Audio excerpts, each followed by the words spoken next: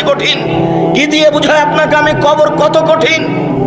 রাসূল সাল্লাল্লাহু আলাইহি ওয়াসাল্লাম বলেন, যখন তাকে কবরে জিজ্ঞাসা করা হবে দ্বীন সম্পর্কে, মুহাম্মদ সাল্লাল্লাহু আলাইহি সাল্লাম সম্পর্কে, ইসলাম সম্পর্কে, সে যদি উত্তর দিতে না পারে, ইয়াজরিবু জারবাতান, এত জোরে তাকে ফেরেশতা মারবেন, ইয়াসিহু সাইহাতান, সে বাপরে মারে করে চিৎকার করবে, ইয়াসমাউ মা বাইনাল মাশরিক ওয়াল মাগরিব ইল্লা সাকালাইন, সারা পৃথিবীর জীবজন্তু কীট পতঙ্গ পদার্থ জড় পদার্থ সব কিছু তার চিৎকার শুনতে পাবে, মানুষ আর জিন শুনতে পাবে না। এখান থেকে 50,000 কোটি কিলোমিটার দূরে যে বস্তু আছে সেও শুনতে পাচ্ছে এই কবরের চিৎকার। সে কত জোরে চিৎকার করছে আপনাকে আমি বুঝাতে অক্ষম।